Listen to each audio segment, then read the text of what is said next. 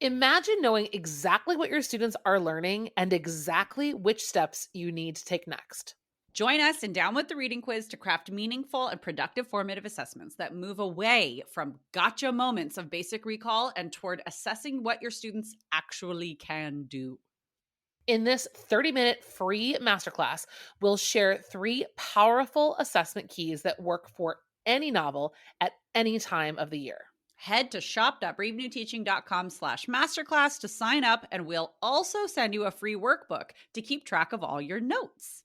Once again, that's shop.bravenewteaching.com/masterclass to nail formative assessments forever. Hey, Amanda. Hey, Marie. What are you up to later? Want to join me for happy hour? I'm all in. And guess what's amazing? Our listeners and friends of the podcast can also join us because Brave New Teaching Happy Hour has officially launched. Cheers! Cheers, everyone. We are officially hanging out a little bit longer after school with an extended, extra private podcast feed just for you. Yes. Members of Happy Hour get extra 15 minutes of the podcast, give or take, because you know us, we run a little bit long. It's just kind of how we are. But if you would like to get in on this Happy Hour action, please join us. It is only $5 a month. Head to curriculumrehab.com/happy hour and get yourself signed up, because when you're there, Amanda, tell our friends what we do every month for our Happy Hour members. I think my favorite part is coming up with a new free resource for our listeners every month. And then we pretty much break down that resource and how to use it. We also like to have guests on to do extended episodes and even Q&A that's just for you about that resource. It's really exclusive and super private just for you. So if you are like us and you like hanging out, you like chit-chatting about all things that are teaching, teacher life, and everything under that umbrella, join us for happy hour and we will see you there. Bye. Bye. Well, hello, everyone, and welcome back to another episode of Brave New Teaching. I am so happy that you're here joining us today. My name is Amanda, and I'm here to introduce another Amanda to you today. Today's episode is an interview with the brilliantly talented Amanda Werner. Amanda has a website. It is www.amandawritenow.com. That Write is spelled W-R-I-T-E, because Amanda is an accomplished writing teacher, specifically a teacher whose talents are extraordinary in that of workshop teaching. Amanda runs a membership program called Workshop Teacher. You can read all about it on her website. Amanda and I have been friends for a very, very long time now. If you can believe it, I actually found Amanda through social media. I think it's almost 5 years ago, and I found her on social media. I went to her website and I read about her blog and the things that she's up to in her classroom. And I thought, I want to be friends with this girl. And so I actually sent her a note through the contact page on her website. I remember I felt like such a nerd. And I said to her, hey, you really inspire me, and I would love to talk to you more about these things that you're doing in your classroom. And sure enough, she responded, and we've been talking ever since. We've traveled together. She's been to my home in Chicago. I've been to her home out in San Francisco area. We've held each other's babies, and we've been doing a lot of growing together as teachers and moms, and just two women who are trying to do amazing things for other teachers. So my heart and respect are all over this girl, Amanda Werner. You guys are going to love this interview. In today's interview, we specifically actually talk about mindfulness. Amanda's specialty is definitely in writing, but her other specialty is being an amazing human being. Amanda is a very thoughtful person, and she's brought that talent, that ability to think about the world around her, meditate, slow down, and be mindful. You know, she's done a lot of research herself and really practiced it herself to a point where she was bringing it into her classroom. And so we wanted to know all about that process, how she does it, and how she brings mindfulness practices to her classroom so that you guys could start doing similar things. So without further ado, I would recommend you guys pop over to her website. Again, it's Amanda Write Now, WRITE now.com and check out what she's got to offer and enjoy the show. You're going to be so inspired to do some of these activities with your own students. So thanks for sticking around. And here's one of the latest brave new teachers around, Amanda, right now.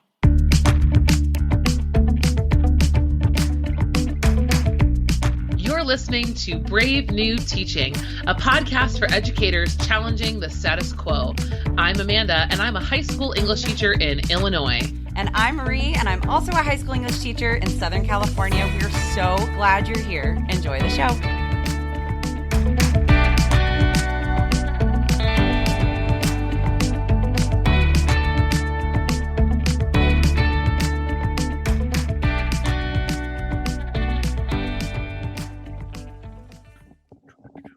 Well, hey, everybody, we are ready to go and talk to the wonderful, amazing Amanda Werner. She is here to talk to us about her teaching journey.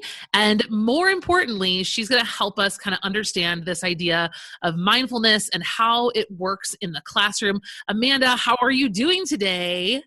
I am fantastic, and I'm excited to have this opportunity to be on your podcast. I love it. I'm a huge fan. Oh, Amanda, listen. Okay, we have to have a little disclosure. Amanda and I have been friends for a very long time. We're like in real life friends and internet. We started as internet friends, but now we're in real life friends who have actually been to each other's homes. Yes. The two Amandas.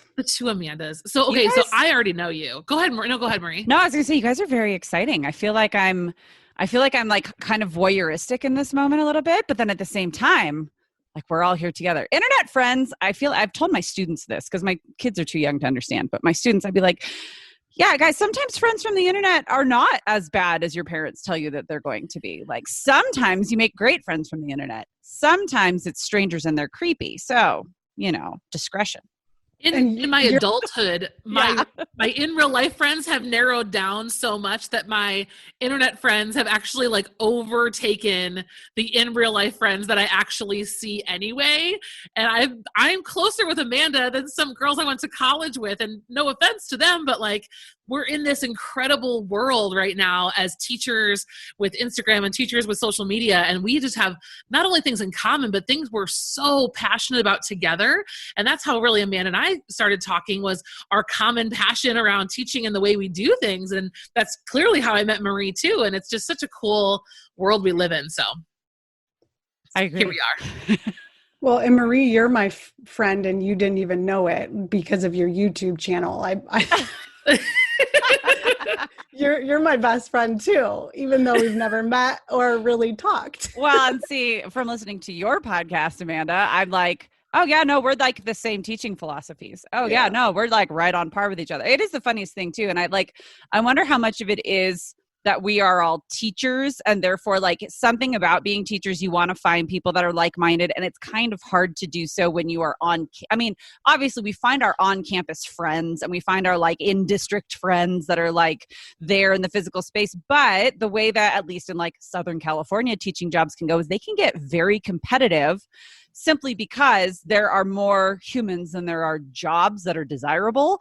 And so sometimes finding those friends that are like you guys in different parts of the country, like there's a little bit less pressure and you could just be a little bit more authentic, I think, especially like early in a career. I know we're all a little bit later in our careers, so it's easier to just be like, here's what I think about teaching, blah, here's what I do.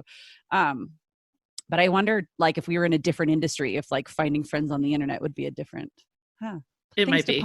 Things to ponder. Isn't that fun?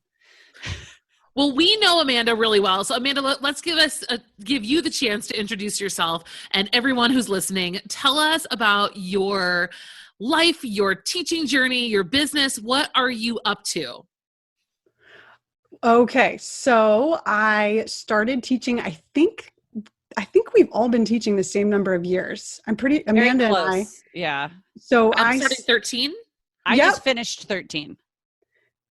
Yes, I think I just finished 13. So I'm going on 14. Yes. Lucky number 13 was COVID-19. Yes. Yeah.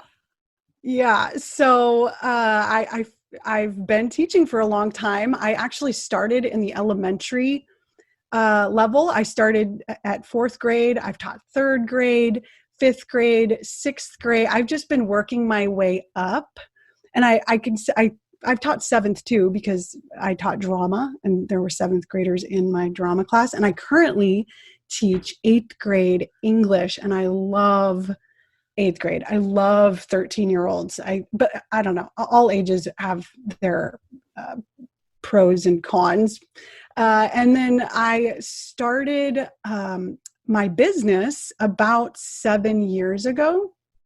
And I am so passionate about making English relevant and meaningful for my students, and helping them realize what we're doing in the classroom is vital to their lives. And the way that the method that I really just became super passionate about really early on, probably in my third year, was writing and reading workshop. And so I just am all in with those two methods, project-based learning and teaching teachers how to simplify their lives using those methods, because I think a lot of teachers are intimidated by such a student-centered approach. But I feel like it makes our lives easier using those approaches. And that's one of the things that I love about listening to your podcast is you give like really simple and straightforward strategies to like debunk that myth that these student-centered approaches are overwhelming for because it feels like a loss of control, or it seems like it will feel like a loss of control for teachers who are not used to teaching in that way. And then like you just break it down to be like, no, it's actually like way easier. And it actually does your job for you. Like the kids teach themselves in a lot of ways, and we just get to like guide. Exactly. And my podcast, by the way, is the Workshop Teacher Podcast, if anyone's curious about that. And I stopped for a while recording episodes, but I am starting back up very soon. Amanda, okay, so talk to us a little bit about one of your biggest teaching wins. So before we kind of get into more, detailed stuff with mindfulness, I think it's great for people to get to know you better in your classroom and peel back the layers. So in your teaching journey, what was one of your biggest teaching wins? Well, I've kind of already talked about that a little bit, discovering reading workshop. So Nancy Atwell, I think it was one of her books I read, because we were teaching using open court. I don't know if you all have ever heard of open court. No, I got nothing. Houghton Mifflin. So that's what was given to me. And I was so thankful to have that as a first year teacher, to have something to go off of. But by year 3, I was so bored, and I grasped onto the things in that curriculum that were more real life. So there was one lesson in particular. Open court is reading the same story like multiple times, taking a test on it, writing about it. It's really boring. It sounds really boring. Yeah. But there were, and this was probably my third year teaching. I was teaching fourth grade. There were these fun ideas, like extension ideas. And one of them, we read this story about these kids who made Valentine's cards for their community. And it was around in February. And I think we were in the middle of reading the story, and I just stopped and I said, we should do this. We're going to start a business, and we're going to sell Valentine's cards to our school and to parents. And it was so fun. It was chaos. And I have pictures of it.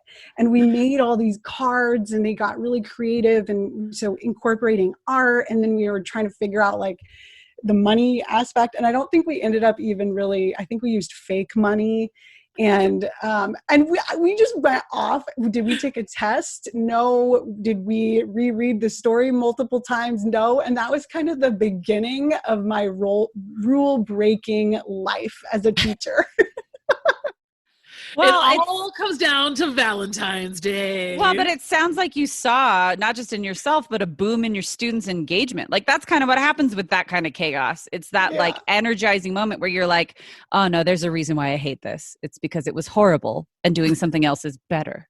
Yeah. Like, well, and the kids, I think that's the best thing about being a teacher is when they perk up, when they turn their head and look at you and they get excited. And I just live for those moments when kids kind of come out of their stupor. And it's funny because the first week of school, I'm crazy. I just run around the classroom, standing on desks, standing on tables. I scare my kids. They're just like, who is this alien? Like, who is this lady? That's funny. I just love shocking them. And they just, I think one of my goals as a teacher is 100% engagement.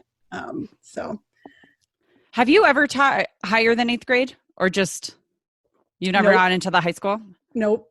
I stand on tables all the time. The kids just keep talking to me. Like it's I stand on a table to like get something out of the ceiling that someone has thrown up there and it's stuck and it's just like seamless because there's no shock anymore.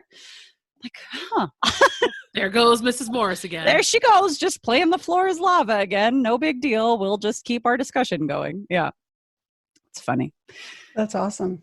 Okay. So one of your biggest teaching wins, I love that. And like finding a way to like break rules to get engagement. And that's kind of like a lot of what we talk about here. Brave new teaching, challenging the status quo. So then to flip that, what would you say has been one of your greatest teaching fails? Or shall we say opportunities for growth, if we're going to be really PC about it in the edubabble world? So I've actually, Black Lives Matter and the way that I have, the relationships that I've had with my Black students. And this is just coming to light for me. And actually, I'm feeling very emotional talking about it. I finished White Fragility. And I know everyone's reading that right now. Everyone should be reading that right now. And I'm currently reading Why Are All the Black Kids Sitting Together in the Cafeteria? And as I'm reading this book, I'm almost done with it. I just keep flashing to all my Black students that I've had.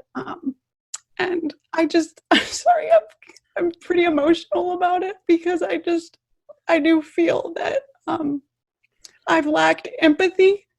And yeah, I'm on a mission to change that for sure.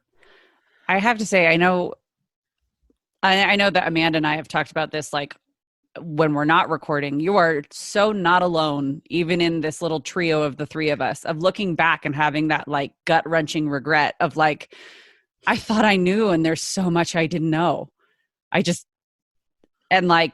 think that the really important part, like you're saying, is being on that journey of like moving forward and like feeling those emotions and then saying, and now I'm going to do better.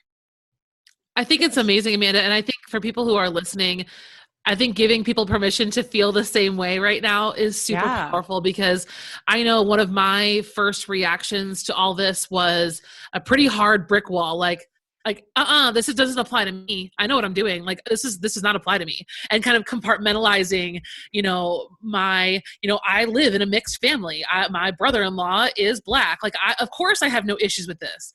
And then just kind of like the slow taking apart every brick from that wall and really looking back, I started very defensive. And I think you sharing your emotional, you've gotten through that into the, okay, now we need to rebuild. I think that's just so powerful and really hard to admit. We really went into this thinking you were going to tell us something goofy about a teacher fail, forgetting to have sharpened pencils before a Scantron test back when we used to do that or something, I think that honesty is so incredibly important for teachers to hear, relate to, and just be in the same boat. I think we're in it. Well, because really, I think you're hard pressed to find a teacher who goes into the profession saying, I want what's worst for students, right? So, and with that, we kind of get this altruistic vision of ourselves. And I am completely speaking from my own experience. And I'm like, no, I'm here for all the kids. And I'm like, just because my intention is that does not mean that that has always been my impact. Like my impact has absolutely gone against the idea of everyone feels, just because everyone is welcome in my classroom doesn't mean everybody feels welcome in my classroom all the time. And that's because of my own affect that I didn't even realize. And like things that I knew didn't sit right with me and I couldn't put my finger on why, and I didn't spend enough time to figure it out. And so I would just go, the next day. Amanda, we've talked about this a little bit before, but I think this goes like perfectly into what we're here to talk about today. Yeah. How does this experience for you overlap into your journey with mindfulness? And how did that whole experience for you start and kind of morph into now? Yeah. So about 3 years ago in a staff meeting, our counselors decided to have the whole staff use Headspace. And I'd never heard of Headspace before, for 10 minutes. And I was angry. I would be too. I'd be like, what the hell? I was like, why are we doing this? This is stupid. This is a waste of time. I could be grading right now. And so, but I gave it a try, and they really emphasized, and Andy Puttycomb, I think is his name, the Headspace guy. He's my hero now. He really emphasized like paying attention to your thoughts. And it was really uncomfortable because I was very negative. But I was trying, and I was like going back to my breathing, and then I would be negative again. And then I would go back to my breathing. And afterwards I thought, I'll never do that again. But a few weeks later, I was like, you know what? I think there's something to this. And I started reading about it. I started reading books about it. I started coming to school. I come to school at about 7:30 a.m. and meditating as soon as I got into my classroom. And I would pull out a yoga mat and lay flat and listen to Headspace for 10 minutes. And I started, a lot of times I would be very negative. This is a waste of time. This is a waste of time. I still think that a lot. It's hard. But there's this thing that happens in your brain, and this is actually proven, that you become separated. So there's the prefrontal cortex, and that's the part of your brain that's kind of the observer, and the one that makes thoughtful decisions, and the one that is patient, and it's the higher self, really. And then there's this primitive part of your brain, the amygdala, the emotions, the like gut reaction part of your brain. And I started because I would do it daily, and I started to notice a change in my brain. It was insane. I started to notice this observer more, and I started to in the classroom be quieter. Like when I was frustrated, I would notice those thoughts, and I would notice this kind of these sensations in my body of getting annoyed with students. And instead of immediately reacting, I just would breathe. And I know one of your questions is, how do you incorporate this in the classroom? As simple as it sounds, and as annoying as this might sound, because I know, like my daughter, she's 5, and I'm always talking to her about breathing, and she's like, she rolls her eyes. I can't even believe a 5-year-old rolls her eyes. So does my 4-year-old. So does my 1-year-old. Come on. Uh-huh. But they roll their eyes, and I rolled my eyes for years about the breathing thing. But if you really pay attention and you breathe, like right now, it does have an effect on your entire body. It does. It physiologically, that's like the biggest thing that I've noticed. But I love what you're saying about feeling and seeing a difference between like two sides of yourself, right? Because we're all so complicated and multifaceted as these like organisms and people that walk through the planet. But just taking that time, and I mean, 10 minutes, I feel like sounds like a really long time as a busy teacher. Because as you're saying that, I was like, there's no effing way I get myself to calm down for 10 minutes before school starts. With two small kids, I'm lucky if I get there with enough time to do something like that. But it sounds so like how long would you say, I think you already said this, how long would you say it took you to like feel a difference or notice a difference of like this practice? You notice a difference, I mean, as soon as you're done. I mean, because I always know what I need to do next. I'm a very scattered person and I'm a workaholic and I have about a billion things going on in my mind. And so, when I'm finished meditating, and you can, like I said, you don't have to do it for 10 minutes. You could do it for a minute. And really it's not about the actual meditating that's powerful. It's afterwards that's powerful when because you're basically practicing noticing your mind. You're practicing noticing your thoughts. And eventually you're going to do that throughout your day. It's going to happen automatically. You're going to notice your thoughts. You're going to notice the sensations in your body because you practiced in the morning. But I always feel so much like clear. I feel clear when I'm done meditating. Like I know what I need to do next. Do you know what I mean? Yeah. And you could do it for a minute. Like Headspace has minute-long meditations. And even I meditate in class, like with my students. They don't even know it though. Well, I tell them sometimes. I think that meditation is honestly in the moment, just taking a deep breath, and noticing your body sensations. That's it. And that's a second. That takes a second. So cool. Okay. So look, tell me more about that. Like when you're with your students and you're explaining this to them, or you're not explaining this to them, what are some of the ways that you have incorporated it into your classroom? And, what have some of the reactions been? Are they kind of like us with that hesitancy and the reluctance to embrace something new? I mean, what has that all looked like for you in your classroom? Oh my goodness. So many failures. So I'll admit it. I'm a failure. You're in good company. Yeah. As I do a spit take with my coffee. Yeah.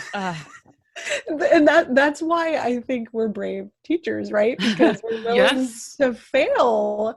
And so when I first started thinking about bringing this to my students, I was like, I'll just use Headspace because I pay for Headspace. It's like $10 a month or something.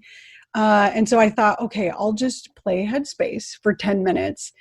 And yeah, I mean, it's uncomfortable being in a room full of 30 plus kids and you're like, everyone close your eyes, everyone, do this, do that. And eventually I realized that wasn't the right way to go about it.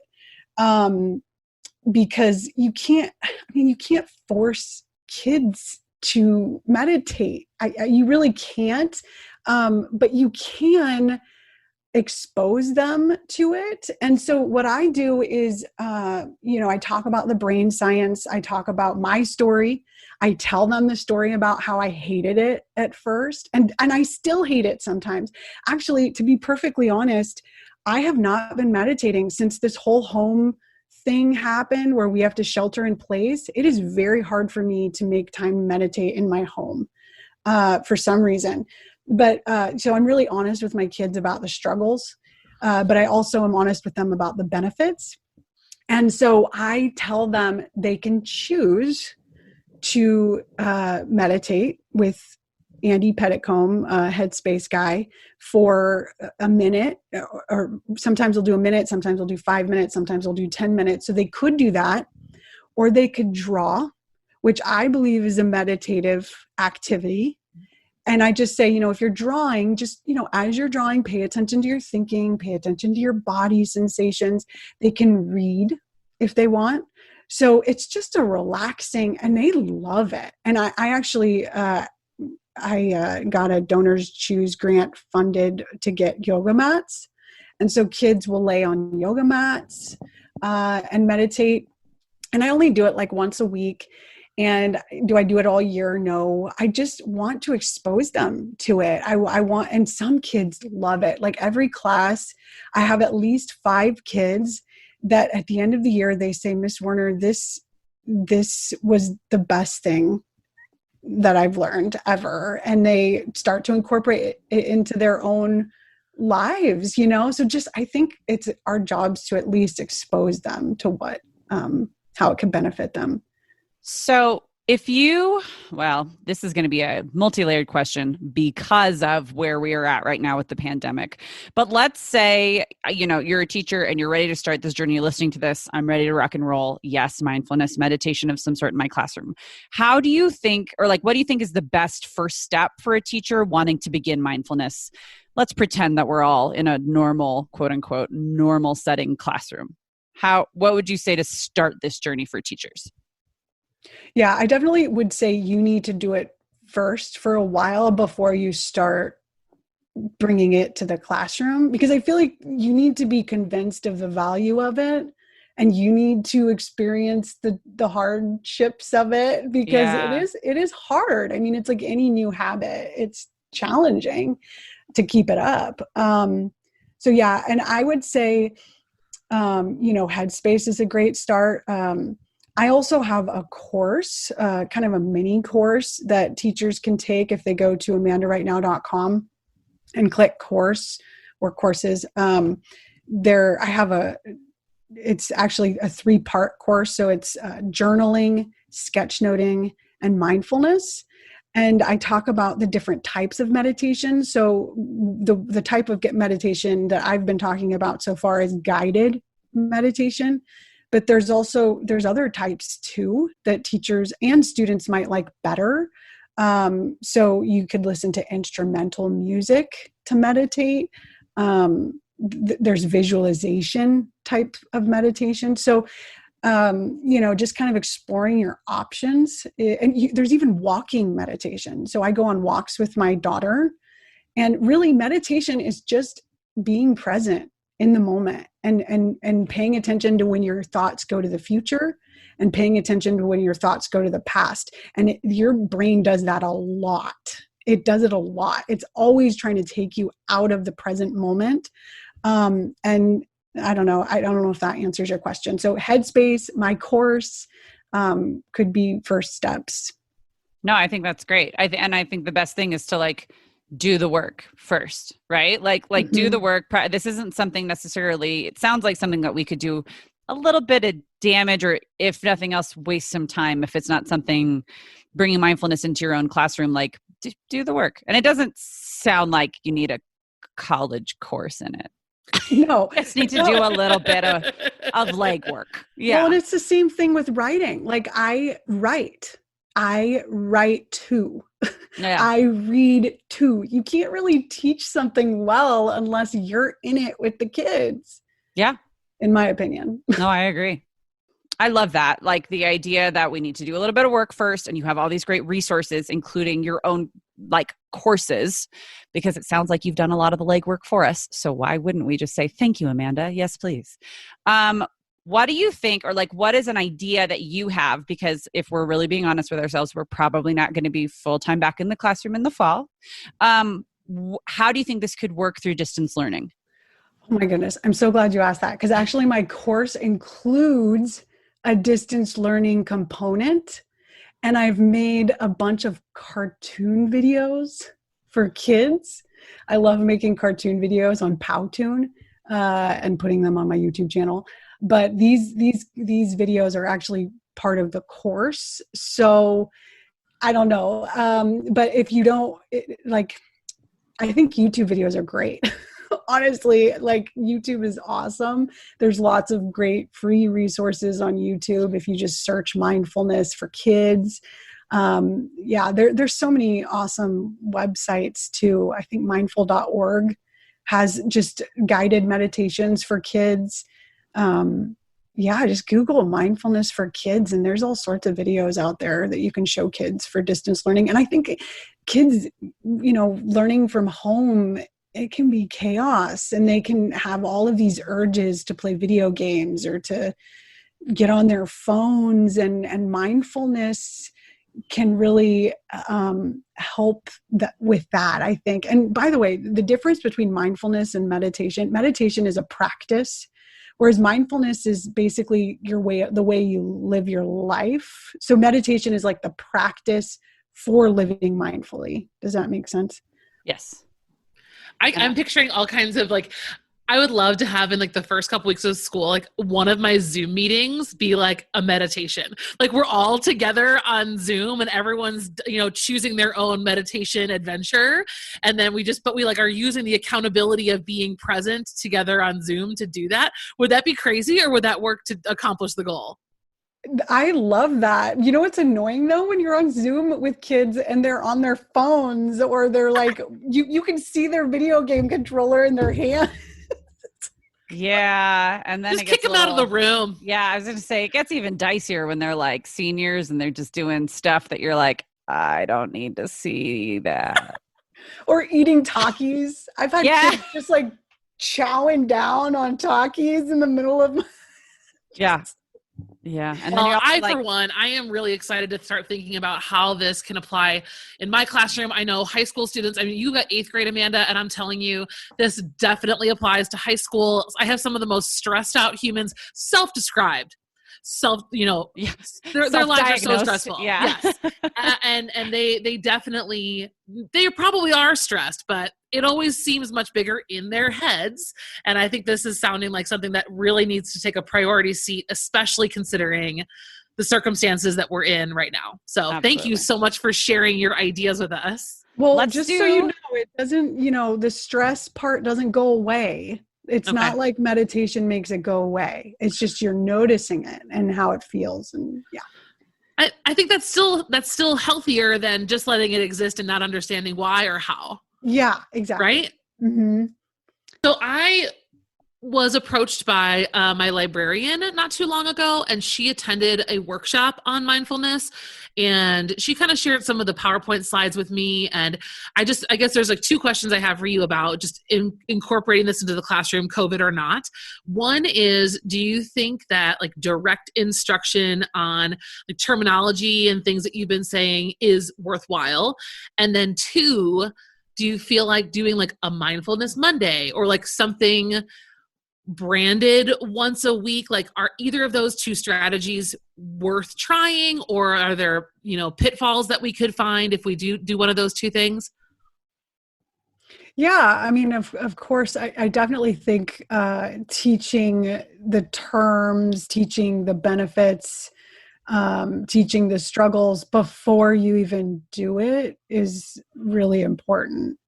Because if you just throw kids in there, they're gonna rebel, and teaching the expectations and teaching, and I also kind of went back and forth between like, do I get to meditate too, or am I just monitoring the classroom? And it depends on the class, like some classes I feel very comfortable just sitting and relaxing, whereas other classes I really need to be up and making sure people are not disturbing each other.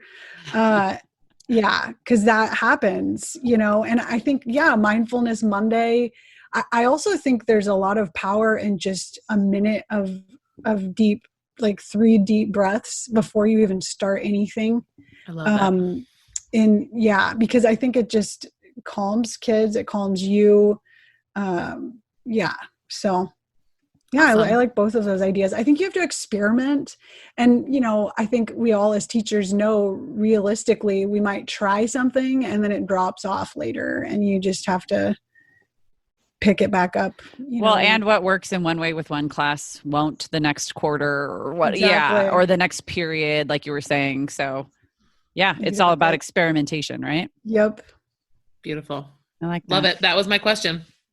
All right. Amanda, will you please let us know where people can find you and connect with you and take your courses and do all the things? AmandaWriteNow.com, WRITE, because I'm obsessed with teaching, writing, workshop.